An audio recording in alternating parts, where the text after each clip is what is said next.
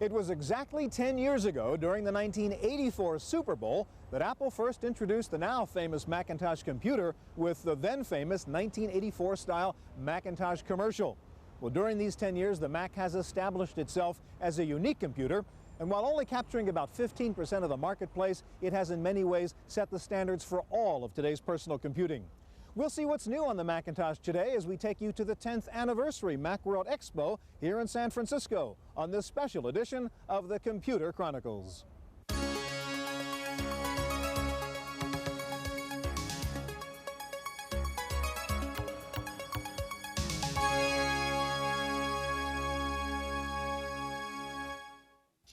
Computer Chronicles is brought to you in part by Intel, microprocessor technology for the software of today and tomorrow. Intel, the computer inside. Additional funding provided by Dana, Macintosh networking specialists. And by Hewlett-Packard, Personal Computer Division.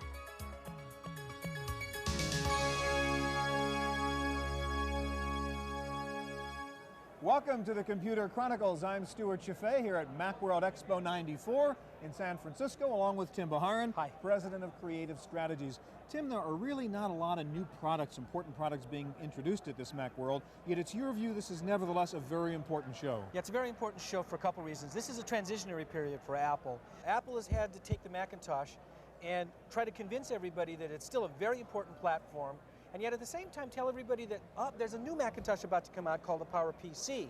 So it's a very delicate scenario for them, where they've got to convince everybody that they're still committed to the Mac platform and all of the existing software world to keep that platform going, and yet at the same time they've got to tell everybody that yes, the PowerPC is a very powerful platform and we want you to move forward with us. What about Newton here at Macworld? Newton's important too. This is the first show that we're going to be able to actually have Newton software where people can play with it. The last time when Newton was at the Macworld in Boston, it was just the box itself. Now we've got software and examples for people to actually look at. So it's important for Apple to be able to take Newton, show some of the applications, show how we can make it more productive, and put the right perspective on it that says this is a very important platform and we're going to support it as well. Finally, Tim, what about the Macintosh GUI? A big advantage, Windows catches up. We're not seeing any real change on the Macintosh. Right, in the past, and it's actually amazing that in a 10-year time period that Macintosh graphical interface hasn't changed that much. But the thing that's important is that now that they get new processing power with the PowerPC, Apple can do things like add voice, sound, video, voice recognition, etc., and take that graphical interface to a new level. So the PowerPC is key to that. Sure. Okay, today we'll see the newest hardware and software for the Macintosh, for the Newton, multimedia, and more at MacWorld 94. This year's Expo featured 540 exhibitors and over 700 new products. 70,000 attendees filled the halls to capacity during the 4 days of Macworld. Alongside the traditional Macintosh vendors, there were some new exhibitors, more commonly associated with PCs than with Macs. Digital equipment and Texas Instruments were among those showing Mac-compatible peripherals, such as scanners and high-resolution printers. Macworld is still a Macintosh showcase, however, and Apple Computer took center stage with more than just new hardware. This year's show highlighted the decade-long history of the Mac, with conferences stressing the achievements of the original Macintosh and the future potential of the next-generation Mac. To add to the nostalgic feeling, Apple replayed its most famous Macintosh ad, the Super Bowl commercial, featuring an Orwellian 1984 theme. One resolve, one cause. Our enemies shall talk themselves to death, and we will bury them with their own confusion. We shall prevail. Macworld's theatrical side was overshadowed by the excitement surrounding the next generation Macintosh, dubbed the PowerPC. Although no formal announcement was made about a release date or price, PowerPC demonstrations were much in evidence at the Apple Pavilion, and a broad range of software companies had PowerPC applications on display. We're seeing a lot of PowerPC applications on the floor. However, there's a sense of anticipation that when in the spring the PowerPC is released, you're going to see a lot more activity. This show is holding its breath. While Apple was not selling any new PowerPCs at this show, the company did have some new products. Apple launched a new online service called eWorld, featuring an especially friendly interface modeled around a kind of electronic village of information. The different services are grouped in building icons, such as marketplace, newsstand, and library. According to Apple, the real-world metaphor is meant to bring order to the chaos that usually results from a glut of information providers, making it difficult to locate data and navigate the system. eWorld will be available for Mac users this spring, with a Windows version due shortly afterward. Apple is planning to offer worldwide access by the end of this year. On the hardware side, Apple introduced a new combination computer and television receiver called the Macintosh TV. The unit features a 14-inch monitor combined with a CD player and an interface for a VCR, camcorder, video disc player, or video game console. Since it's also a computer, the Macintosh TV has software functions as well. Users will be able to freeze and capture television images, display closed captions, and activate a password protection device. The computer comes with a 32 megahertz microprocessor, preloaded software, and a 160 megabyte hard drive. The cable-ready Macintosh TV will sell for about $2,000. Apple was also showing off a new model 270C dockable PowerBook Duo, the first PowerBook with 16-bit color. The backlit active matrix display offered sharp, clear graphics and the subtle gradations of color usually found only on desktop systems. The 270C is available for around $3,000. This may be the last MacWorld Expo that's all about 68,000-based computers. By the time MacWorld gets to Boston later this year, it's likely the star of the show won't be the Macintosh, but the new PowerPC. PowerPC demonstrations were evident all around the show, most often featuring familiar software running at unfamiliar speeds. Fractal Designs showed a version of its Painter program for PowerPC, and Video Fusion did the same with its QuickTime video editing and special effects software. Other vendors with PowerPC demos included Dana, Aldus, Claris, DeltaPoint, Radius, Macromedia, and Frame Technology. One of the big advantages of the PowerPC's RISC processor is its vastly increased speed, 2 to 4 times faster than today's best 68040 and 486 systems. And Apple says it has simplified the task of new software development for the PowerPC.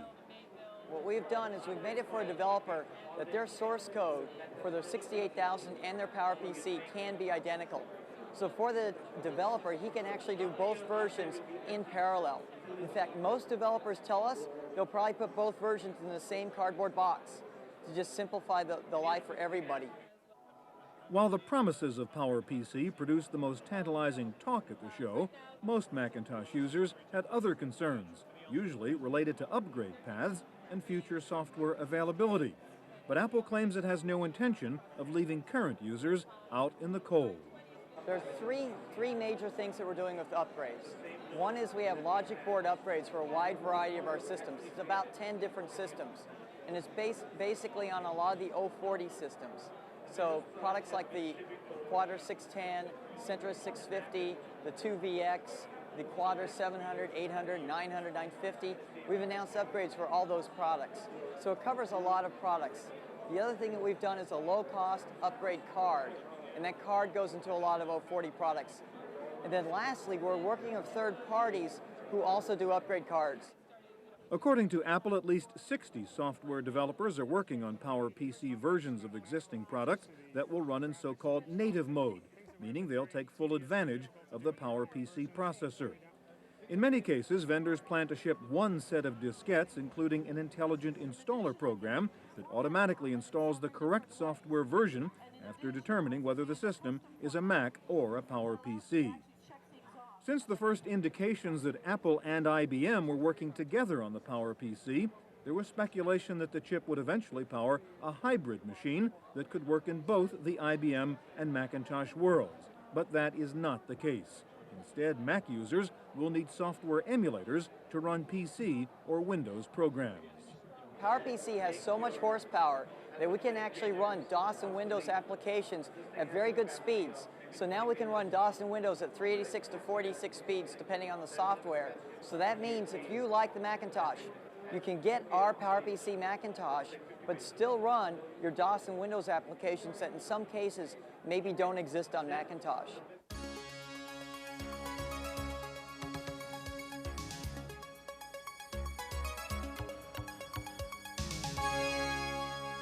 The Macintosh rose to glory thanks to its graphics power, both in its user interface and in its ability to do graphics-intensive applications like desktop publishing. And despite the advances in graphics on the DOS and Windows platform, it's pretty clear at this MacWorld Expo that the Macintosh is still the dominant graphics box. At the low end, Fractal Design introduced Dabbler, a learn-to-draw program designed for budding artists and non-artists. Dabbler's pull-down menus resemble drawers from which you can choose brushes, inks, and textures. The program includes tutorials for beginners and sample brush strokes of master artists like Van Gogh and Seurat. The intuitive nature of Dabbler's commands was authentically demonstrated by some of MacWorld's youngest visitors. Dabbler will sell for $99. Fractal was also showing a PowerPC version of its flagship Painter software, the kind of application that benefits most from increased processing speed. What we did is we took the code of Painter and ported it over so it's running native on PowerPC. Speed is one big advantage. I noticed, if you've got a Quadra 700 and you know the speed of that, then you can say the PowerPC floating point is 10 times the speed of that. So things like our lighting command in plain old Painter 2.0 run 10 times faster with that. Power production software featured another kind of drawing package for would-be computer artists who feel uneasy about any kind of drawing. Storyboard Quick is for directors, producers, and media designers who need a quick representation of their story or visual layout. Storyboard Quick includes pre-drawn characters, locations, and props that you can move in and out of frames by pointing and clicking with a mouse. Characters can be rotated to face left or right, front or back, and resized to create just the right perspective. For more sophisticated presentations, the program can incorporate picked files, scanned images, or captured video frames. Storyboard Quick is available now for $199. A new player in the multimedia field called Video Fusion demonstrated version 1.5 of its special effects and editing program. The software package called Video Fusion is aimed at high-end QuickTime users who need color-correct output to television and videotape. Video Fusion sells for $695. It offers dynamic morphing of images and an extensive library of unusual transitions, such as pour, splash, and raindrops. Video Fusion actually had two versions of its flagship product, one running on a Quadra and the other on a PowerPC. According to the company, the PowerPC version runs 3 to 4 times faster than on the Quadra. Griffin Software rolled out its own image-distorting programs. One product is called Dynamic Effects, described as a set of 20 plug-in modules for Adobe Premiere. The other is Morph 2.0, for transforming one image into another. Morphing is a special effect you've probably seen a lot in films and television commercials, music videos, where an image smoothly transforms into another. And while you see this a lot, you don't realize that there's a lot of stuff going on behind the scenes on this. We produce a very inexpensive product for both the Macintosh and the PC that allow us to deliver this power to users at home. Griffin is planning a PowerPC version of Morph, and the company expects the graphics speed of the new chip to make their software run 3 to 5 times faster than on today's Macs. Morph 2.0 is available now for $239. Dynamic Effects is a package of filters and effects for producing QuickTime movies. Volume 1 includes animated special effects and distortion filters, which are installed as modules in Adobe Premiere. QuickTime movie makers can then twist, distort, discolor, and twirl images around like a corkscrew. Dynamic Effect sells for $119. For computer artists who prefer typefaces to human faces, Pixar introduced Typistry 2, a program that turns PostScript Type 1, Adobe Illustrator, and TrueType fonts into three-dimensional images. The $299 package lets users skew and rotate type-like objects. In addition to 3D effects, Typistry 2 controls the image's mass, elasticity, colors, and density. You can add fog, sparks, bubbles, and you can even produce animated QuickTime movies starring your favorite letters. Aldus Corporation introduced new versions of two old standards, Freehand 4.0 for design and illustration, and Persuasion 3.0 for creating and managing computer presentations. The latest version of Freehand features a new user interface with floating palettes, which can be collapsed to reduce screen clutter. New text functions include automatic copy fitting and multi-column text blocks. There are 2 new drawing tools called Polygon and Basigon. The president of Aldus Corporation, Paul Brainerd, sees the increased sophistication of desktop graphics and page layout programs as a natural evolution from traditional desktop publishing toward professional electronic publishing. We're finding that our customers are increasingly interested in electronic distribution of their publications. They want to take advantage of multimedia because it's a more powerful, more emotional medium to be able to incorporate sound and motion and video into their presentations, into their publications of all types. And you'll see within Aldus several products coming out in 1994 and 1995 that reflect this new direction. We have a whole new group within Aldus that's focused exclusively on the what we call interactive publishing tools. Games and entertainment software also depend heavily on graphics and color, and this year's MacWorld entries added several new CD-ROM titles. MacPlay introduced an interactive disc called Explorer 1, Peter Gabriel's Secret World. The disc is built as an interactive music adventure in which users can remix a hit single, visit backstage at the Grammy Awards, and learn how a recording studio works. This is the production room. I'm having some trouble with a mix of digging in the dirt. Come on in and give me a hand. The disc contains over 2 hours of video and audio, including full-length rock videos and 8 mouse-controlled instruments. Explorer 1 is available now for about $60.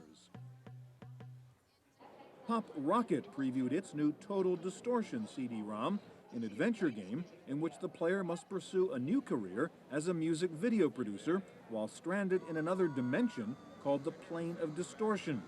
The goal of the game is to sell these unearthly music videos to earthbound producers.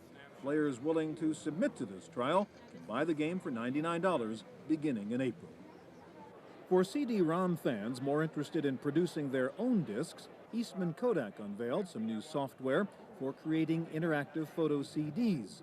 The photo CD portfolio combines 3 different software tools: Create It, Arrange It, and Build It. Create It is a $245 editing package for creating simple presentations. Users can select photos, add text and graphics, and import digital audio files. Arrange It is targeted at more advanced users who want to make interactive presentations with multiple branching options. The $395 program will collect all of the content files and output the disc as a photo CD portfolio script. Finally, Build It is a production tool for writing the actual CD. Aimed at service bureaus and corporate users, Build It sells for $5,000. Since the early days of personal computing, more powerful CPUs have meant more sophisticated output devices and peripherals, and this year is no exception. Summa Graphics made its first entry in the color output market with a large format thermal wax transfer printer. The SummaChrome imaging system is capable of producing prints up to 24 inches wide and 40 inches long. The new technology is called ribbon printing, a system that uses contiguous 2-inch ribbons and a stationary print head to print on a moving sheet of paper. The company believes the $30,000 printer is a viable alternative to screen printing, offset, and photographic reproduction. I think what you're seeing in the large format color is a professional tool. That distinction between the high-end professional and the low-end play around with the graphics packages is merging together, and you're seeing the power by virtue of the convenience and ease of use of the software and the power of the platforms being available to the user. At the SuperMac booth, MacWorld visitors got an early look at a graphics card for the PowerPC. SuperMac's Spectrum Power 1152, available now for Macintoshes, will be shipped with a software upgrade once the PowerPC becomes available. The new card is a 24-bit color graphics and quick-draw accelerator. The first generation of PowerPCs will have the same bus or the same slot that you plug the card into as all the current Macintoshes, high-end Macintoshes do.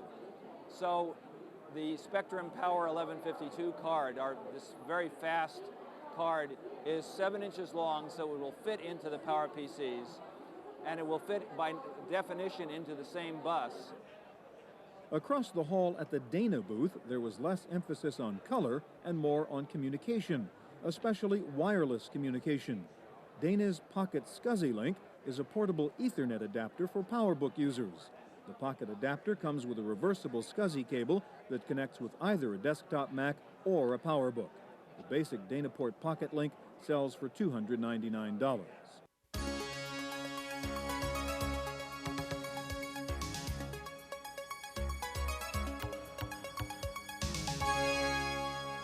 They don't call this show Newton World, at least not yet, but this is the first MacWorld Expo at which there really is support for two computing platforms, as lots of software developers introduce application titles specifically for the Newton PDA. For frequent trade show travelers, Avail Technology introduced GeoAssist, a trip planner and mobile reference library for the Newton. GeoAssist contains a database of time zone maps, air travel data, and Newton Mail access numbers. The program offers information on 1,000 cities, including seasonal temperatures and map locations. For air travelers, a feature called Flight Track allows you to follow a flight's progress across the globe and to find the most direct route between 2 points. GeoAssist sells for $59. For travelers who spend more time in conference halls than in airplanes, Avalon Engineering offered the Presenter Pad, a portable teleprompter and slideshow assistant. Forgetful public speakers can rehearse, time, and even read their speeches right off the screen. Presenter Pad sells for $139. Helios gave a boost to the Newton's communication capacity with its Aegis Mail communications package. Aegis is the network company's first foray into mobile computing, but Helios sees it as a natural progression.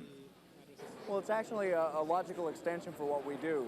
What we do today is we provide complete network systems for Macintoshes to connect to Unix systems, and we also provide TCP/IP systems for PCs. The next step was, well, with the mobile computing environment, how do we connect these mobile computing people with the standard Unix mail system and consequently our services? So it seemed logical to take a widely available server system like POP and to go ahead and provide that service over a serial line so people can dial in and get their mail now.